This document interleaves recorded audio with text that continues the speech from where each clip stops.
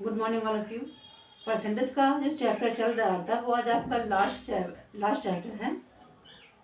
Miss कहने का ये है कि आपका जो परसेंटेज का चैप्टर चल रहा था उसमें 3 पार्ट अपलोड हो चुका है। ये आपका लास्ट पार्ट होगा जो पार्ट नंबर 4 है। इसमें आपका 4 से 5 क्वेश्चन मैं बताऊंगी इसमें, क्योंकि 4 से 5 क्वेश्चन में आपका ये चैप्टर कंप्लीट हो जाएगा। मैंने बिल्कुल ज़ीरो से आपको शुरू किया था परसेंटेज बताना, और 1 बाय 1 लेवल करके मैंने आपको ऊपर तक बताया है। और आज का कुछ एक लेवल ऊपर और होगा, बस 4 या 5 क्वेश्चन है। इसी से रिलेटेड क्वेश्चन एग्ज़ाम में आता है। तो क्वेश्चन जो आपका 4 पार्ट में है, वीडियो जो आपका ये 4 पार्ट में है, उस चारों पार्ट को आप देखिएगा। सबसे पहले आप जब भी देखिए तो पार्ट 1 को देखिए, उसके बाद पार्ट 2, पार्ट 3, उसके बाद पार्ट 4 को देखिएगा। अचानक से पार्ट 4 देखिए तो हो सकता हो समझ में ना आ पाए, इसलिए देखें तो पार्ट 1 से देखें। और मेरा वीडियो जो होता है वो ज़्यादा लॉन्ग नहीं होता है, क्योंकि आपके पास ही वक्त की कमी है। तो हम इसी को मद्देनज़र रखते हुए आपके लिए कम क्वेश्चन को सेट करते हैं, और क्वेश्चन कुछ इस तरह सेट करते हैं कि जितना टाइप का क्वेश्चन एग्ज़ाम में आए वो सारा आपका टच कर जाए। तो सेट क्वेश्चन उसी हिसाब से होता है। बस आप ध्यान दीजिए कि क्वेश्चन क्या है और आंसर क्या है, कैसे आपको निकालना है। तो रिवीजन तो करना ही पड़ेगा आपको, और अगर आप ध्यान से समझने की कोशिश करेंगे तो 1 से 2 बार में आप ये समझ जाएंगे। एक बार में समझ नहीं आता तो वीडियो को 2 बार देख लीजिए, इंशाल्लाह समझ में आएगा। तो चलिए आज हम आपको पार्ट 4 की ओर लेके चलते हैं। क्वेश्चन है आपका 30% तथा 20% के दो उत्तरोत्तर बट्टे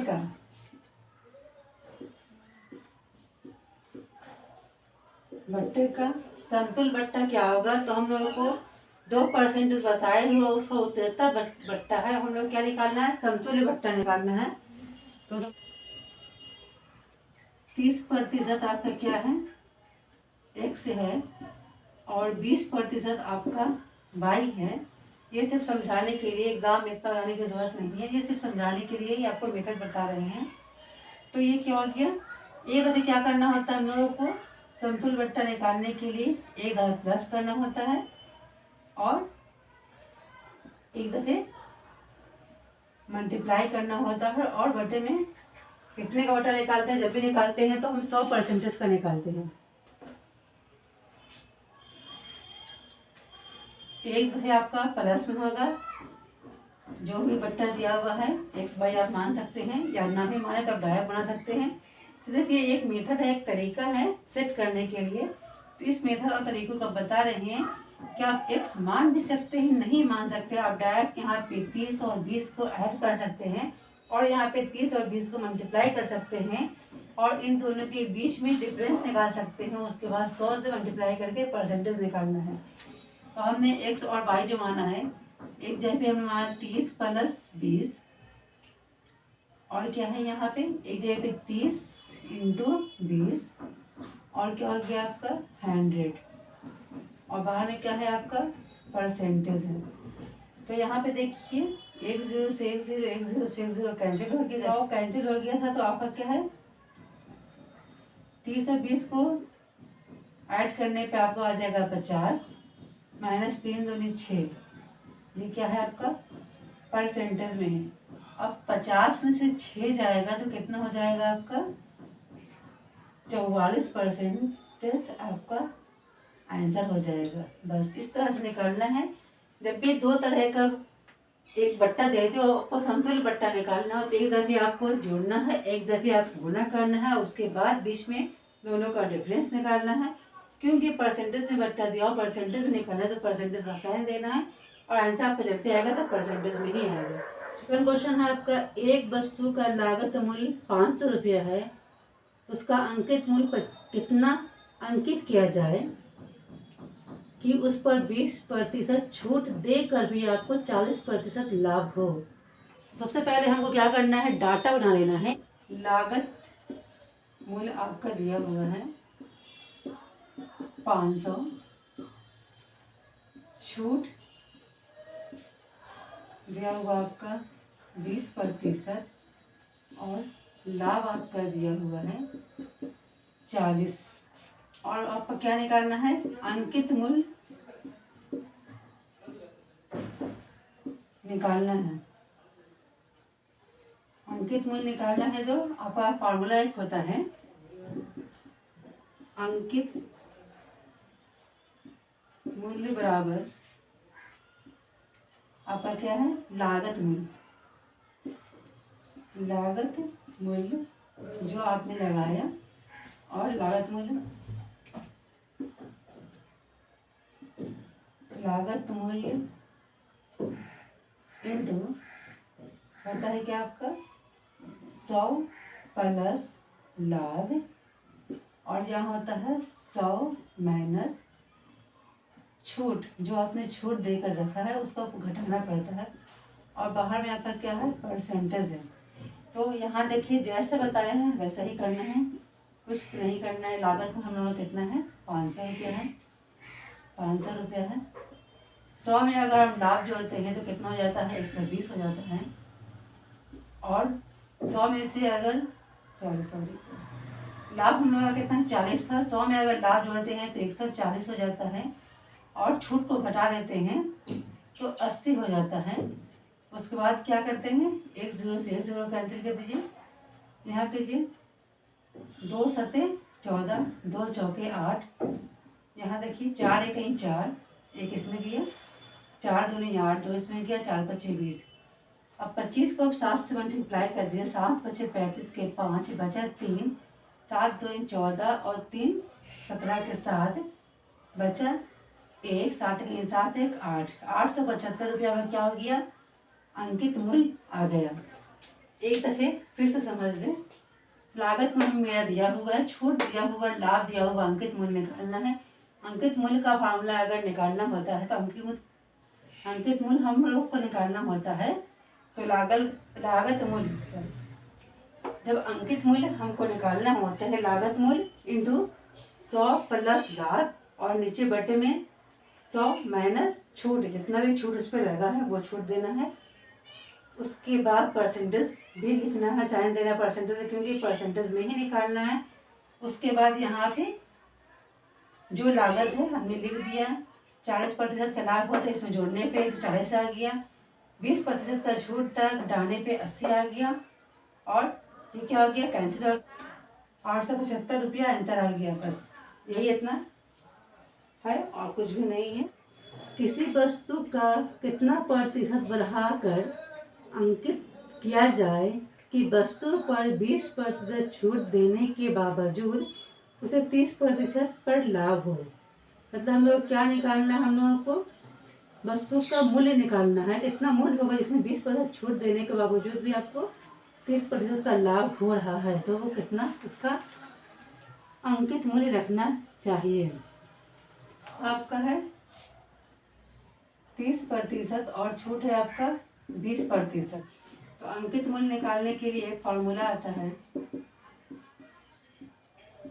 अंकित मूल्य निकालने के लिए एक फार्मूला होता है। पहले तो हम छूट और लाभ को जोड़ देंगे, उसके बाद हम कितने पे छूट दे रहे हैं पूरा जब भी निकालते हैं लाभ या छूट तो हम 100% पे ही निकालते हैं। तो 100 माइनस क्या है? छूट कितना है वो लिखना है। यहाँ पे छूट ये लिखना है, और इंटू आपको लिखना है 100, क्योंकि जब भी निकालना है तो 100 का ही निकलेगा। और यहाँ पे लिखना है 100, क्योंकि जब भी निकालते हैं तो हम 100 का ही निकालते हैं। 100 का छूट निकालेंगे तो पूरा हम निकालेंगे, कितने का निकालें? 100 का निकाल लेंगे। तो यहाँ पे देख लीजिए छूट और लाभ दोनों की यहाँ पे ऐड कर दीजिए। और यहाँ पे क्या है? यहाँ आपको छूट को माइनस करना है। छूट जो है आपका 20 है और इंटू में आपके 100 है। यहाँ देखिए 20 और 30 को जोड़ने पे कितना आता है? 50।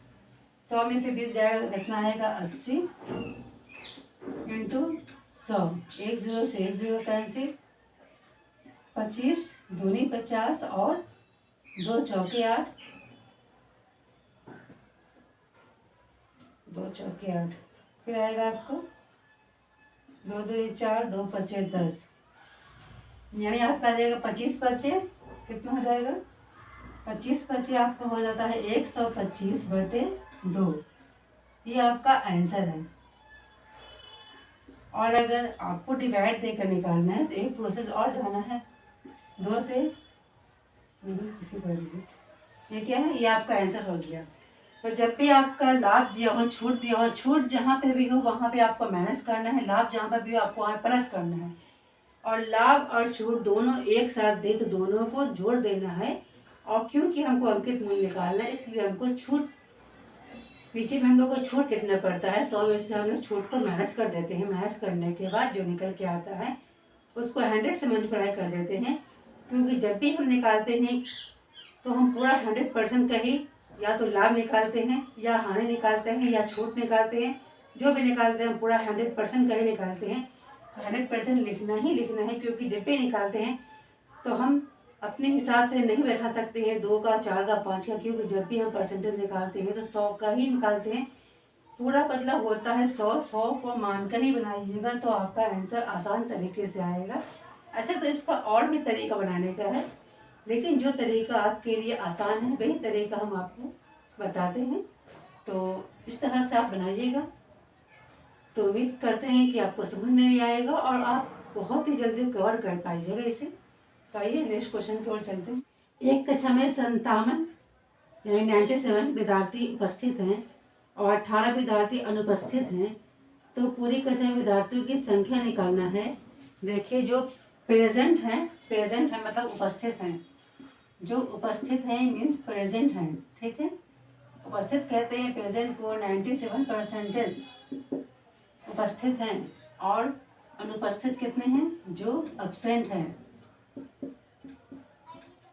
18 हैं। कुल विद्यार्थियों की संख्या बताना है। यहाँ पे कुल विद्यार्थी की संख्या, कुल संख्या लिख देते हैं ना। कुल संख्या बताना है हमको, विद्यार्थी कुल कितने हैं वो बताना है।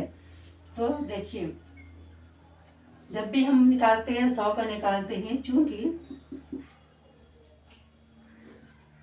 100 में, ठीक है, जब भी मानेंगे 100 में कितने विद्यार्थी आपके उपस्थित हैं। अगर अनुपस्थित निकालते हैं, अनुपस्थित की संख्या निकालते हैं अगर हम, अनुपस्थित बराबर क्या हो जाएगा 100%। जब भी निकालते हैं तो 100% निकालते हैं और 100% में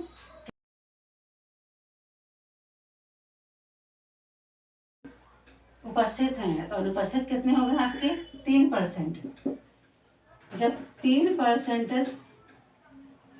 3% बराबर आपको बता रहा है, 3% होता है कितने के, 18 के, ठीक है। 3% बराबर कितने के हैं, 18 के हैं। तो 1% बराबर कितने के होंगे, 18/3 के। तो पूरा 100% निकालना है। 100% बराबर कितने हो जाएंगे, 18/3 इंटू 100 के। तो यहाँ पे कितने हो जाएंगे, टोटल जोड़ दीजिए, 1800/3। तो 3 6 के 18, 2 0, मतलब कितने यहाँ विद्यार्थी आपके हैं, 600 विद्यार्थी पूरी कक्षा में आपके उपस्थित हैं। नंबर लास्ट है आपका, जैसे कि हमने आपको कहा था 4 या 5 क्वेश्चन है, तो ये क्वेश्चन नंबर आखिर आपका है 5, शायद क्वेश्चन नंबर 5 है। देखिए, एक आदमी के वेतन का 20% बचाता है। यदि वह एक माह में 50 रुपये बचाता है तो उसका वेतन क्या है। बहुत ही अच्छा क्वेश्चन है। ये आपका लास्ट क्वेश्चन है। देखिए, ये लास्ट क्वेश्चन है और बता रहे क्या, पूरे वेतन का 20% 50 रुपया प्रति माह बचाता है। अगर पूरे वेतन का वो 20% बचा रहा है तो 50 रुपया वो प्रति माह बचा रहा है। तो क्योंकि हम लोग को निकालना होता है पूरा 100% पे, जब भी निकालना है तो हम लोग को 100% का ही निकालना है। जो परसेंटेज वाला है वो नीचे लिखाएगा, जो रुपया वाला है वो ऊपर लिखाएगा। और क्या निकाला हम लोग, परसेंटेज निकाला, इसलिए हम लोग को 100 रुपये लिखना है। 20 बचे 100 और 5 बचे 25, मतलब 250 रुपया आपका आंसर आ गया कितने में, 100% में। क्योंकि 20% है वो 50 से बचा रहा था, तो 100% में पूरा पूरी कितना हो जाएगा, 250 रुपये बच जाएगा। तो ये आप इसी लेवल पे बनाएं, इसको इतना आपको लिखने की ज़रूरत नहीं होगी।